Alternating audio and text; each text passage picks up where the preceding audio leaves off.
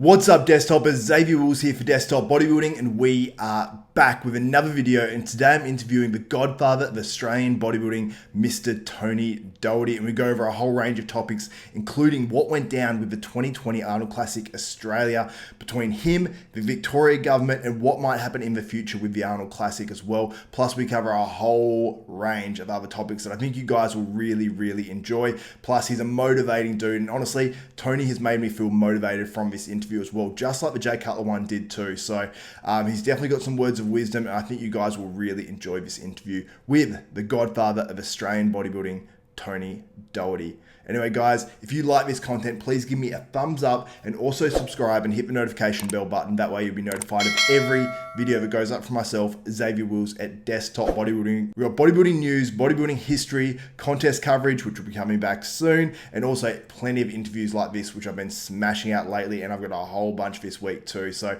hope you guys enjoy the content, and I hope you guys enjoy this video.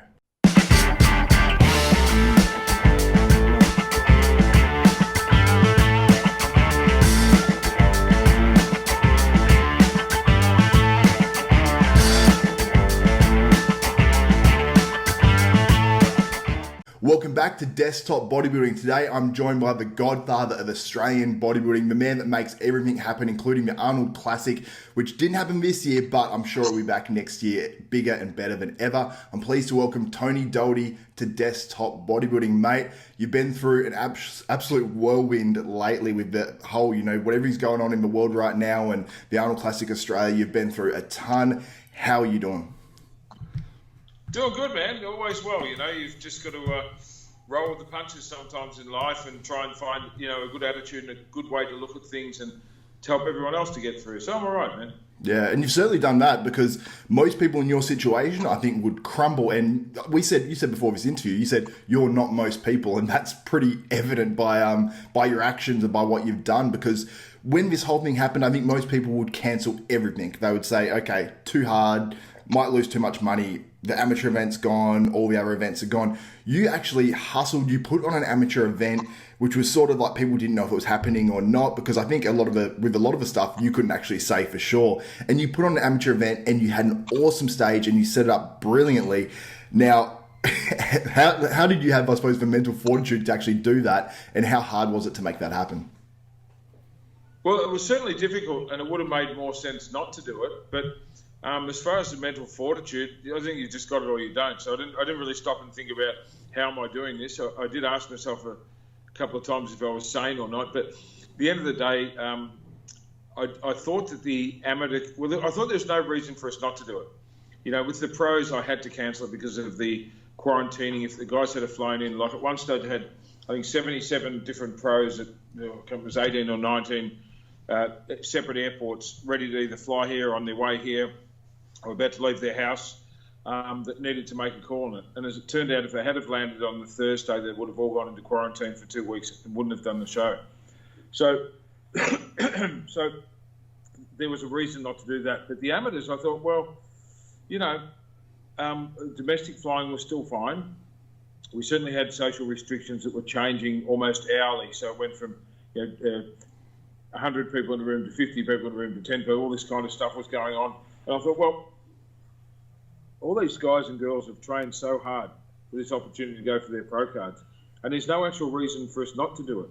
And we had, hundreds of entrants. I knew that some people didn't want to travel, or some people would have broken their diet or perhaps gone weak. But I thought the vast majority, if I find a way to do this, they'll show up. And I think we just owed it to our sport to make it happen.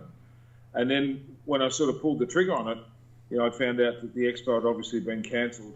And I needed a project, because I would have been crazy that weekend knowing what we'd lost and what I should have been doing. So they were going to give me something to do for the weekend. And then once I sort of pulled the trigger on it, I thought, well, let's just raise the bar. Let's make this unbelievable. We're going to find a warehouse, and obviously you saw build a stage inside it. And our supplier of all our big screens and everything for the Arnold, his name's Woo-Ha Productions. He's the guy that we get all the screens from. So he'd been toying on building a kind of demo stage in his warehouse to show people how they could use his LED screens. So we quickly put our heads together, and then we just went nuts. Let's just go bigger and better. And go right off. Yeah. So I thought, let's just create a stage that'll blow people's minds, rather than people thinking, oh, well, I guess that was okay, or people sort of saying, oh, we're lucky we had the show at all, so that's why it was shit. I thought, no. Let's create something mind-blowing. And I knew everyone's going to be watching all over the world because of the live stream and the fact that every other bodybuilding show in the world was cancelled that weekend. And then that gave me a little bit of fire too. I thought, well, let's just be the difference. Yeah, for sure. And, we'd advertised, Xavier, for 12 months that we had 7 pro cards to give out. And the people that had sacrificed everything that may not get another shot at it, they deserved to go ahead and compete against the best in the country. And I think that despite the fact that some people didn't travel to do the show, I think we still got the same 7 winners that we would have had. I think the ones that were committed to go all the way, they went all the way. And the standard was phenomenal, across all the classes, from the wellness, bikini, physique, classic physique, bodybuilding, figure. They were all really great winners. So really happy, man. Yeah, it looked like there was great quality because, like you said, I think the same 7 winners probably would have won regardless of who showed up because, like you said, the people that are going for their pro card are more that are, real contenders are probably going to show up anyway. So I think the quality is probably even higher, on the average person that actually showed up there. So it looked amazing. Will you use the same guy that you used for the stage production in the future as well? Yeah, well, that was where he keeps all of his stuff, and we already use him. He does all the sound and lighting and rigging and all the big screens at the Arnold. So when when we've got Arnold walking through the expo and you see him up on the big screens, he's the guy that creates those screens and that technology. So he's already a partner of ours, but I'm going to use him and promote him even more because he dug as deep as we did, man. He had his team working around the clock. I mean, we did that in 72 hours, and it was only because of my team and his team just saying, well, we all need something to do. Let's just go for it. So we've got a huge debt of gratitude to him and his team. And I'm going to see if I can possibly, I won't be able to do it with the interstate shows, but certainly with the shows that we do at the Kingston Arts Centre or some of our other venues in Melbourne, of bringing all those LED screens in. So it's awesome. 220 LED screens to make the backdrop.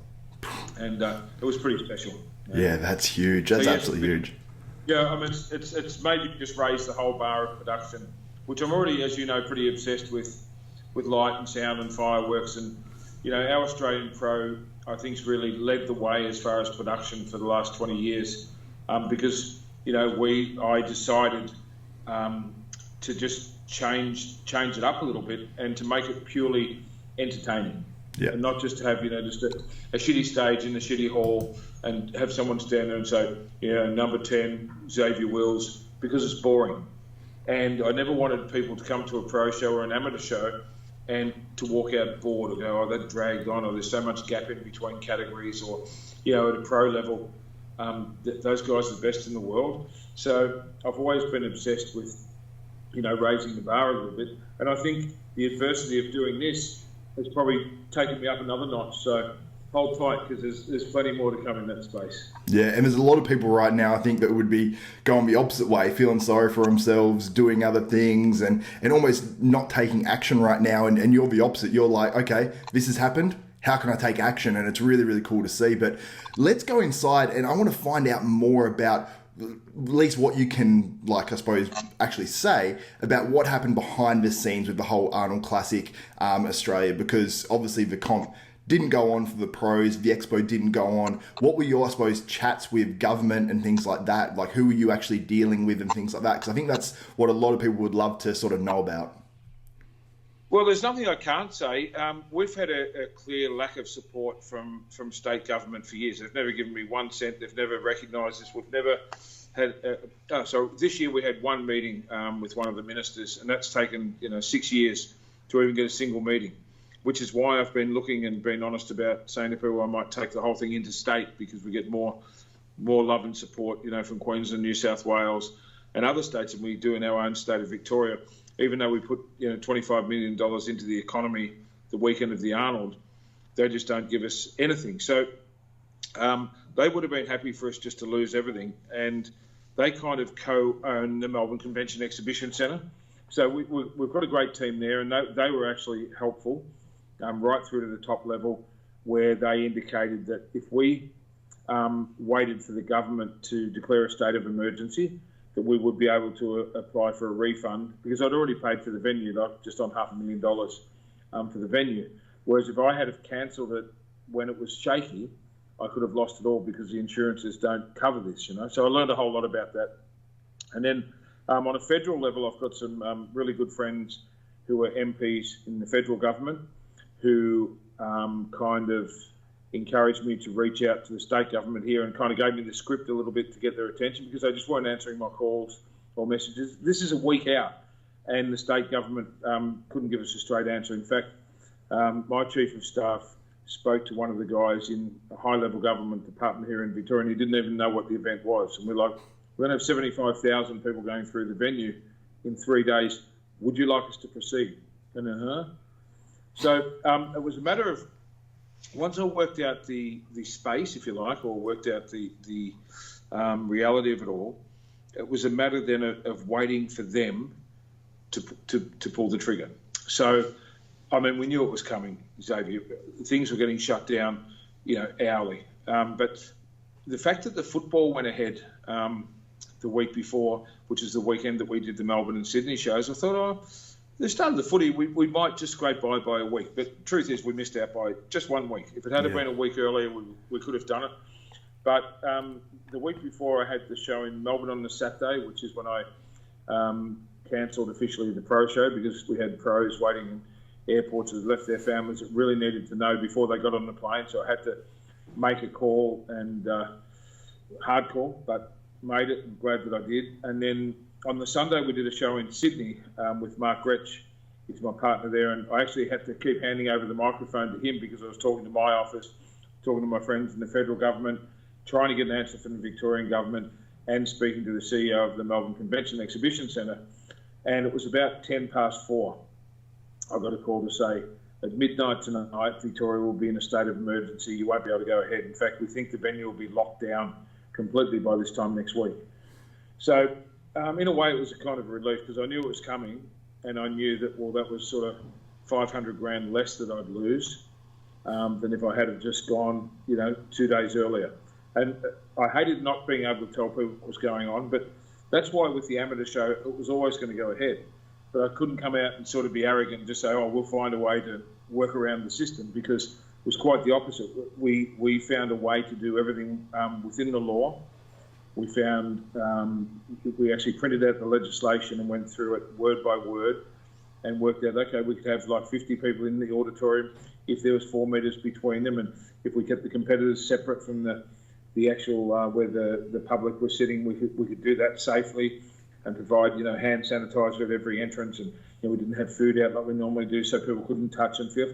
So we went all out, and that's why I guess some people felt like, or said, oh, you didn't really communicate it that well. Well, I think I did as well as we could without blowing the whole thing, because if I had said too much too quick, well, maybe they would have found a way for us not to do it. Yeah. So that's really how it unfolded, man. It was just, look, there was a few sleepless nights there. About a week before, I guess the Wednesday, Thursday, Friday, Saturday, I didn't sleep a whole lot, because, you know, we put a whole year into this, Xavier. We put, you know, people don't realise we start work on the Arnold Classic the day after the show. So 365 days work go into it, and you know, doing all that, and, you know, we had the best year we've ever had. You know, we'd sold more exhibitor space, we'd sold more tickets, we had great sponsors, we had 40 different sports participating. You know, it's not just the bodybuilding, you know, the powerlifting. We had the Pro Raw, where, you know, we had a guy that was going to deadlift 450 kilos at 105 or something, this Russian kid. With the strongman we built, well, you probably saw the pictures I put up of the thing we built for the strongman. We built a 3-story tower. Yeah, it looked incredible. $25,000 with a deal in it, just to launch and to do something world class for our strongman competition here. And I was so excited about that. And we built new grandstands for it, and the stuff that people don't see that goes on behind the scenes. And, you know, I felt for my staff too, because they put their hearts and souls into it for a year, you know, from sales to marketing to online to management and event production. We have 7 full-time people in the office, you know, that put a whole year into it for nothing. Yeah, it's crazy. It was a difficult about a week there was really, really difficult because I guess my gut, and I always go with your gut, my gut knew that this wasn't going to end well, and we were going to have to most likely pull the pin on it. And of course, being an incurable optimist, I kept saying, "Oh, maybe it'll be okay, maybe it'll be." But then, that week and a half before, we had a couple of big companies say that they weren't comfortable to come. Then we had some of the smaller sports saying, we're not going to go ahead. And I thought, it's getting to the stage now where we're better to cancel it than to have a half-assed Arnold Sports Festival. Like in Columbus, because they cancelled while they were setting up. They had to do all their sports with no spectators at all. It was really different. People had already travelled there and gone to see this great expo. So at least we had time to contact everyone and to get for people to cancel their hotels and flights and get refunds and all that sort of stuff. So, man, what do you do? What do you do? Well, look, if we're the only people in the world going through it, you might feel sorry for yourself, but we're not. Everyone's going through something, and we're all in it together. And, I've always got this saying that, my worst day that I could possibly live through or imagine is better than someone's best day.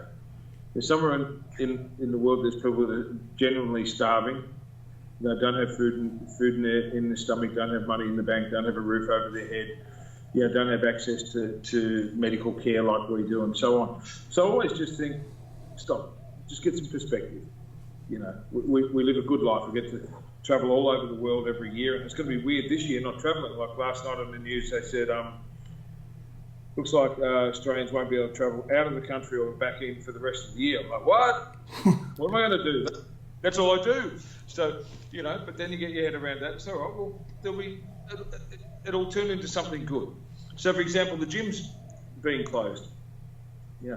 Wow. I didn't want to close the doors, man. 21 years of not having any keys. No matter what's gone on in the world, I've just said, no, we don't close. And then when we knew we had to with this, same thing, you just embrace it. You say, all right, well, within a day, I'm thinking, wow, what can we do while the doors are shut that we never get to do while there's people here? What can we, there's so many things you can't do because you're a 24-hour business. So in the city, we've completely knocked down the change rooms. In the fourth vault, there was an old disabled toilet and laundry there. We've taken all of that out. We've actually moved 8 6 cubic metre skips of rubbish. So 50 cubic metres of rubble we've taken out of there. We've created an extra 70 square metres space. We've redone a whole lot of stuff that you couldn't imagine. Here in Brunswick, I've got a huge project going on in the leg room that's just going to take it to another level. And, just thinking, well, we've got a great chance now to reset and to do some shit we don't get to do. Yeah, for sure. Choice. To people watching, your attitude's always going to determine your outcome. So if you sit around and feel sorry for yourself, well, you're going to be miserable. Yeah. You really will. And it's a choice. You can sit around and go, oh, poor me, I'm stuck at home or I can't see my friends or whatever. Or you can go, what can I do? Instead of worrying about what I can't do, what can I do? And then find a way forward and get stuck into it. Yeah, and it's been awesome because I'm obviously interviewing you right now and it's extremely motivating because for me it's like, things have changed work-wise and I'm like, okay, well, and I've sort of gone, okay, I have to push myself more into this and do this and focus down on that. And I've tried to see that as a positive as well, that I can maybe grow this YouTube thing a little bit more and hopefully make that a full-time thing. And also talking to you, talking to Jay Cutler as well. And it seems like those really high achievers like yourself and Jay always have a way around things, or they always have a way to innovate and go above certain situations. And you see the other people that tend to feel sorry for themselves tend to just capitulate. So what advice do you have for people that, I suppose, one of those people that normally capitulate in these sorts of situations? Well, there's two parts to that answer. The first one is, so when you interviewed Jay, did you do the singlet like you've done for me? Did you pump up a little bit? Honestly, I can't even remember. It's just so hot here in Perth at the moment, so... Is it really hot there? I thought you were just showing off your muscles. Nah, I promise I'm not. I'm just messing with you. Advice to people that are feeling sorry for themselves and capitulating, I'd just say grow up. You're an adult. For the most part, feeling sorry for yourself is not going to help your situation at all. It's actually going to make it worse. And if you just fix your attitude and get up every day and start to make a routine again. I mean, for me, the most important thing is not to break my routine. So I've never slept in my whole life. And it'd be really easy now to go, I haven't got to be up at 6 o'clock because what for? And to me, that'd be the end. So I've still got up every single day since the shutdown at 6 o'clock because that's what I do. Yeah. In the shower, I'm going to do my exercise, and then I'll work for 12 hours because that's always what I do. And I think that's what the people that are watching that are a bit lost, get your routine back. You know, okay, so if you can't do your regular gym exercise, go to the park and so if you can do, for example, 500 push-ups in one day or 500 sit-ups or walk an extra kilometre, then go home and set up like a workstation and catch up like you're doing, you know, on a project or something that you normally wouldn't have time to do. And if you don't have any projects, well, read the book that you hadn't had time to read. Don't just, you know, binge on junk food and grog and Netflix, because even with Netflix, you're going to run out of shows to watch. And then you're right back where you start. So you can have that as part of your day. I unashamedly try and watch, and I have for years, like an hour's mindless television before bed, because I go so fast and so full on all day, every day, that if I don't do that, then I'm on my phone, you know, messaging or answering questions or emails right till I fall asleep. And I think you just need a little bit of shut-off time. So I'm not saying don't do that. I'm saying just have some perspective with what you're doing and a little bit of time management. But most of all, I'd say keep your routine and realise, you know, this is all going to be over before you know it. Yeah. And people then will be saying, oh, I wish I had used that time a bit smarter.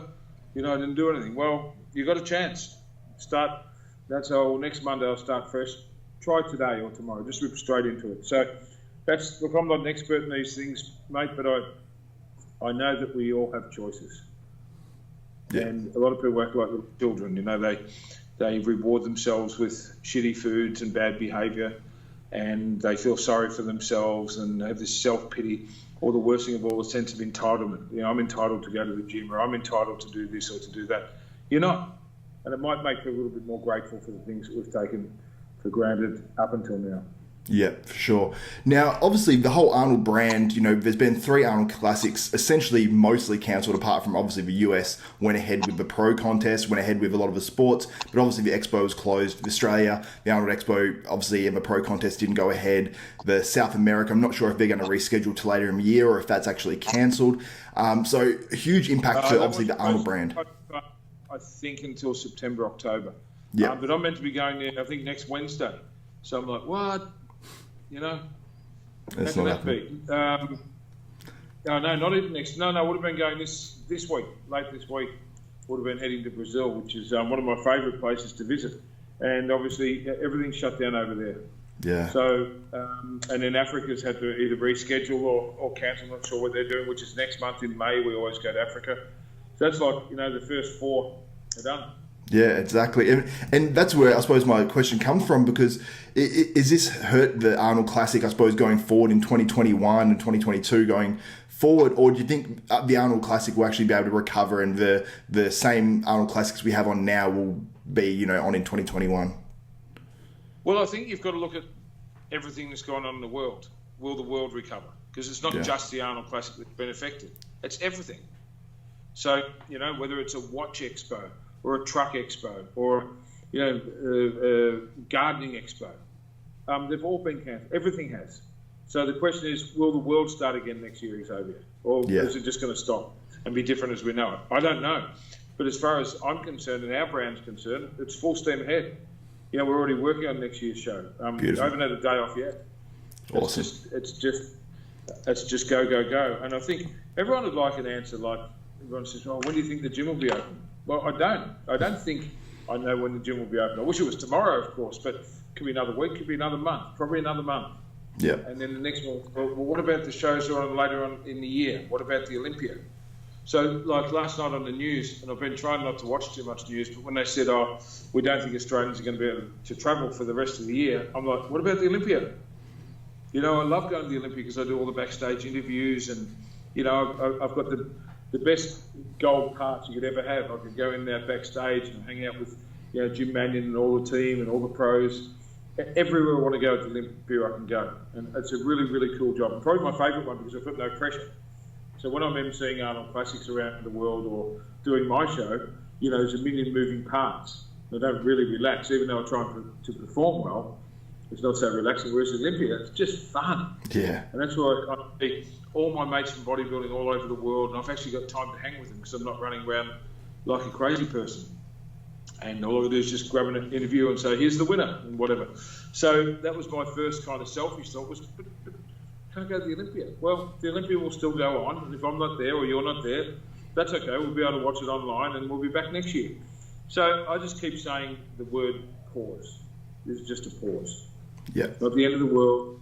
It's not the end of gyms. It's not the end of bodybuilding. It's not the end of landscaping, gardening, makeup, whatever you're into. It's not the end of the world, man. It's just a pause. For and sure. I think we've just got to remind each other of that and say, well, no one's got the answers that we'd like, but let's just wait and see and try and come out of it, with some positives. Look, I know from the gym point of view, it's been a great time to reset. Because I'm going to change the way I do the staff. I'm going to change the way that we do our personal training systems. I'm going to change the way that we educate the people that work in our gyms. I'm going to change the look and the feel and just tighten things up a little bit, have even more of a no dickhead rule. And just, you really get a chance to think straight. And you know me, I don't very often, well, I never stop. So this has kind of been, all right, well, imagine if you could just have the mindset that you're going to use this to improve yourself, improve your relationships and your businesses and your friendships and all the things that you've got, because you've actually got time just to slow down for a minute. Yeah. So I think that's what we all do. Yeah, that's awesome. I love that. Now, have you had anyone, I suppose you probably had people reaching out to you saying, hey, can I use your gym? Like, have you had any like footy teams or anything like that, or any like high profile people reach out and say, hey, I want to use your gym? Like, because obviously you can't right now. I've had people want to use the gym, obviously. A few of the people that we sponsor and a few of the sort of high profile athletes, and I haven't let anyone in. Yeah. I had one guy who I won't mention said, oh, you're letting people in through the back door. What about me? I said, no, you're just feeling entitled right now. I'm not letting anyone in because the fine's at $10,000 or $20,000. I've literally moved all the equipment into piles and all this kind of thing. And it's just too risky. And the reason that we've got this lockdown on is to stop the virus. So letting your mates in and having parties and, sneaking around the guidelines is only going to make it last longer. Yeah. Absolutely not. And look, I've had a few people, but not just high-profile people and pro athletes. Everyone. I've had people that haven't spoken to me for 2 or 3 years. Hey, bro, how you doing? Any chance I could sneak in for me? Are you serious? And the other thing, I've had everyone wanting to rent our equipment. Yeah. At all of our gyms. We're just not renting out equipment because this belongs to our members. I don't want to be chasing up equipment or carrying on with that sort of thing because it could be, they might, look, we only got 12 hours notice to close the gyms. We might only get 12 or 24 hours notice when we can open again. So imagine you've rented all your treadmills or all your dumbbells and they're not there. So 2 things. No, I'm not letting people train behind the scenes, period. So don't ask. And I'm not renting equipment. So don't ask that either. Yeah. How many, I suppose, like if the gyms just say are closed for 2 more months, how many gyms do you think will go under? I don't know. Yeah. I'm not an expert in economics or business or whatever. It'll get more difficult for people to survive. I know that if this had happened to me in my first few years of operating, I don't know if I would have lasted. Yeah. But what I do know is that the gyms, the real gyms where people actually use their memberships, I think are going to really flourish. I think we're going to be busier than ever. And I think the ones, your sort of more fitnessy club kind of gyms, where people pay their $75 a month or $100, whatever they pay, and don't actually go. Like I think some of the big gym chains, like probably 70-75% of people don't go regularly, whereas with ours it's like 80-90% of our people train every other day or every day, certainly every week. So our memberships get used a lot. So I think if you're getting a direct debit out of your bank for say $75 and a time comes where your gym's opening again and you go, you know what, I never used that, I'll just keep it cancelled. That's more likely. So I think those gyms that have a lot of members but not a lot of usage are going to get hit really hard. And I think the ones where the members use their membership every day, they'll be lined up to get back in. Yeah. Like I know, it's going to be crazy. We're going to throw a big party, we're going to throw the keys away again and all the rest of it. But it's not just gyms, brother. I've got a lot of mates with restaurants and night spots and bars and all that sort of thing. And I know some of them won't survive past 2 months. And they're really good operators. They're really passionate about their premises and they put their life into their renovations or their style or their architecture or doing what they do. and because of something outside of their control, they're not going to be able to afford to open again, or they're going to lose their bartender or their chefs or whatever else because they've had to take jobs somewhere else or go back to wherever they were born. And there's a lot of businesses that are going to be affected by this, and I don't think anyone knows where it's going to go, but I think economically we can all probably hold on for a couple of months, but if it goes 3, 4, 5, 6 months, who knows, man? It's kind of scary. Yeah, it's definitely terrifying. You know, you just got to hold on tight. And I think, as I've said on a couple of interviews, the government's doing the best job they can. This is unprecedented, and none of them would want to be, in this position. Even if they make some decisions that we question and think, oh, they didn't do a really good job of that. Well, I think for the most part, they're doing a pretty good job. I mean, making sure that people are getting paid. They're helping commercial people out with their leases, and stopping the banks from charging you for your lease payments, and your landlords have to do deals and all this sort of thing. And I think that's ensuring that we should be okay. So there's a long-winded answer about how many gyms will go under. I don't know, but I wouldn't wish that upon anyone, man. I really wouldn't. I know how much, how much work goes into starting a business, keeping a business open, and for the people that are actual owner operators in any business, whether it's gyms or restaurants or production or whatever, they're the ones that are going to feel it. Now, if you're just an investor and you've got a ton of money, I'm going to buy one of those, key turn kind of gyms and never go there because of my passive income. Well, you're not really going to feel it, are you? Yeah. Because you don't love it. But if you love your business, whatever that is, you got to hold on tight and make sure that you do survive, and do everything you can now to make it exciting for your people to come back to, whatever that means, and also to cut your costs right down, because your money's not going to last forever. Yeah, exactly. And I mean, imagine it's pretty different actually in Melbourne, even compared to some other states, because I consider Melbourne to be the sporting capital of Australia, because you've got the AFL, which gets huge crowds. You've got obviously the Australian Open earlier in the year. You've got the F1. You've got obviously the Arnold Classic. You've got a lot of sporting events and stuff going on there. And that's all gone right now, which is crazy. And it was very crazy to see Richmond playing Carlton round 1, opening game of the season, watching that and seeing no crowd at the MCG and the song coming on and them running out. And I'm like, I was sitting there watching it as a Richmond fan and going, this is weird. This is very, very strange. So I don't know if it will come back without crowds or what's going to happen, but what do you think? I don't know. Just like it's guesswork at best. It doesn't matter what I think. Yeah. A lot of people say, what do you think? Or when do you think? I don't know. And it doesn't matter what I think, because it will do what it does. But as a Carlton fan, I watched it as well. Yeah. And it was weird. It was just plain weird. In fact, I bought 10 tickets because all of our team from Columbus were coming out. And because of the way it worked, it's normally the opening round's the week after the Arnold. And this year, it worked out to be the week before. So I'm like, finally, I can go to the footy. This great game I've been telling you guys about forever. I had them all lined up to go to the footy, bought 10 tickets. And, of course, one, they couldn't find to come in here. Two, they couldn't have gone to the footy because there was no crowds allowed. So it is weird, but probably more so than the sporting side of it, Xavier, is that to me the coffee, bar, restaurant, cocktail side of it, that's the weirdest thing, because to me that's what Melbourne's best at. I think we're one of the best cities in the world for all the quirky little laneways, all the breakfast joints, and all the the little hidden spots. Because I live right in the middle of the city, so I walk out just about every night and find some stuff I've never seen. I absolutely love it. And I went for a walk. It was last week ago or something, and it was a ghost town. I walked through Burke Street Mall at 4 o'clock in the afternoon. There was not a single person. And I went down some of the arcades and ways that are normally packed, and there was actually shops open, and there was no one. You couldn't see a person. I walked for like half an hour in the city without seeing anyone. It was so eerie, and then sort of seeing the, people sitting in a coffee shop waiting for someone hopefully to come in and buy a takeaway, so they can get their $3 or $4. It's hard, And I know a few restaurant owners, because we've got a lot of hospitality people train here, that I've spoken to, and they're not even bothering to do takeaway. They're just like, well, wouldn't pay the power bill to stay open to do the takeaway. So it's really weird time in Melbourne at the moment, just for the lack of life. Yeah. Normally it's a bust thing, the streets are crowded and people bumping into each other. Now it's like, I don't know. I've never seen anything like it.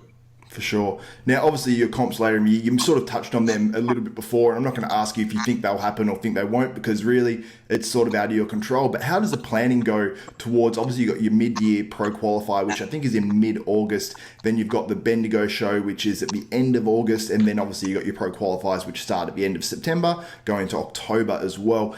Now, how does the planning go towards, I suppose, those mid-year shows firstly, and then the end-of-year shows? Is it all just full steam ahead, and then if it doesn't come up, then it's gone? That's it. Yeah. That's the only way we can be. And if you're an athlete training for those shows, go for it.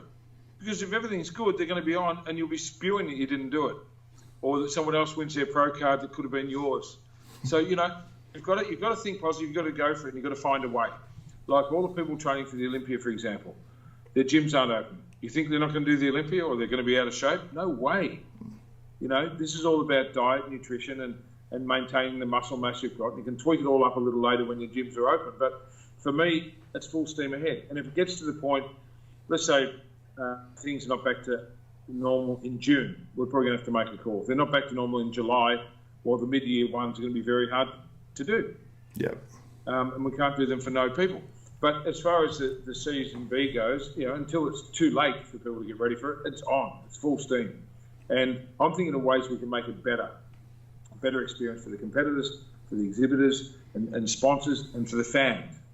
So, while you guys are having a little downtime, we're working on ways to make everything bigger and better and more spectacular and more entertaining and more fun than ever before.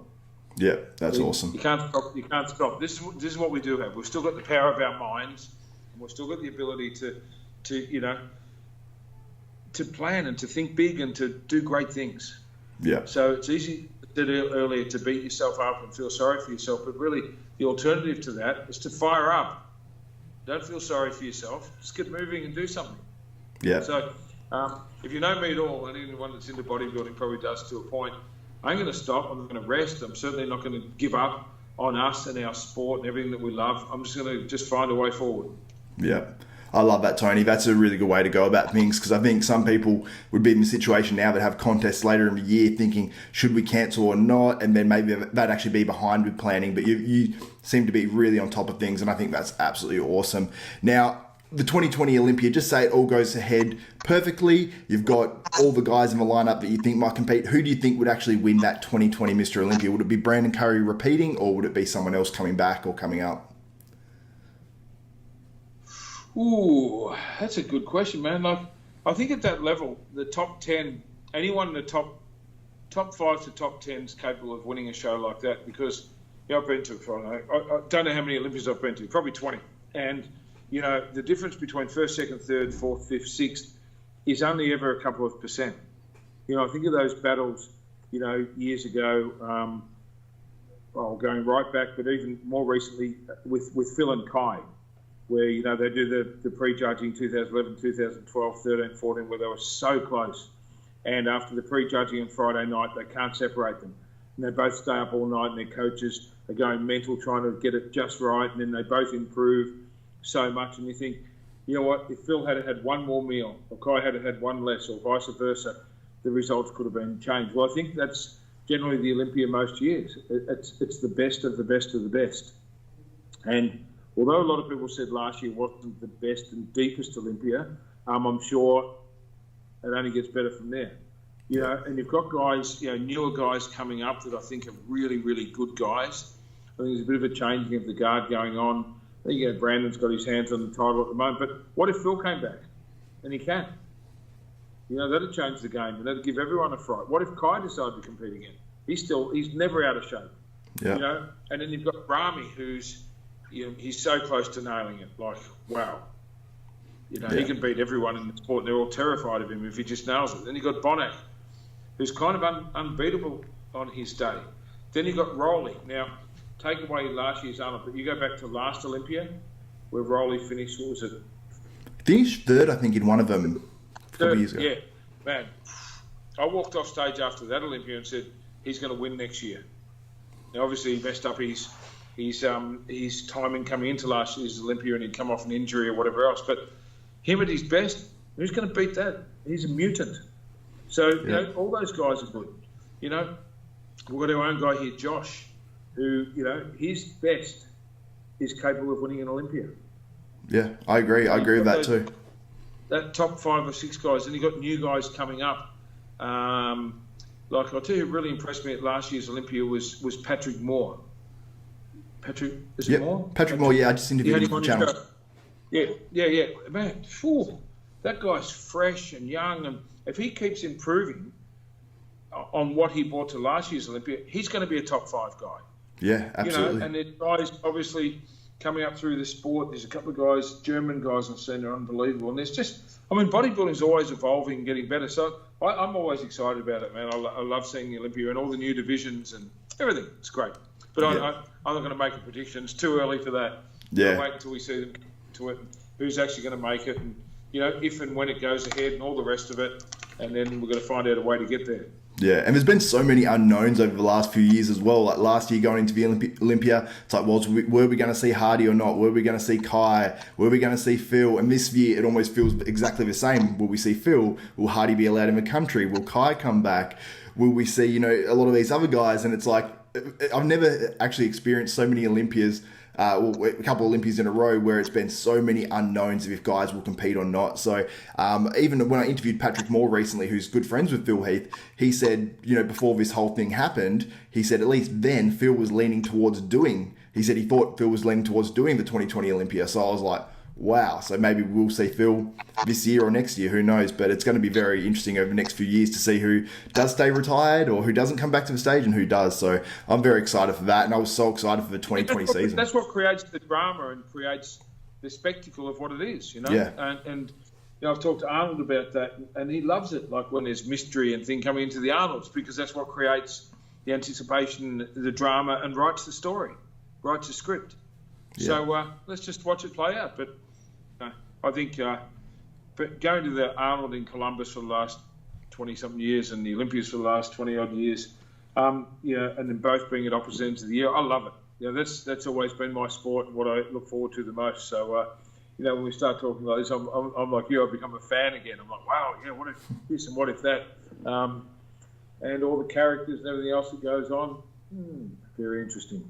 Yeah, I can't wait, Tony. Well, thank you so much for coming on Desktop Bodybuilding. I think people have learnt a lot, I suppose, about what happened and what goes on with the government in Victoria and all that sort of stuff and what might happen in the future with the Arnold Classic Australia. I'm super excited for that. Do you have any final last words of for the fans out there? Yes. One final little bit of advice. Get off the complain train, all right? If you're sitting around moaning and carrying on and feeling entitled and saying, poor me, stop, all right? There's always something you can do. Worry about what you can do, not what you can't do, all right? And if you know someone that's doing it hard, reach out, give them a pat on the back or kick up the bum, whatever they need the most. Be honest with each other, and just remember we're all in this together. So thanks for all of your support and all the messages I've got over the last few weeks. There's literally been hundreds, maybe thousands. I read and respond to every single one of them the best I can. And I appreciate you guys just as much. So thank you very much. And you keep up the great work, Xavier. You're doing a good job with this. All right? We'll do, Tony. Keep it up and stay strong, everyone. Stay safe. Thank you. Thank you so much, Tony. That's Tony Doherty, the godfather of Australian bodybuilding. For Xavier Wills and Tony Doherty, we are out.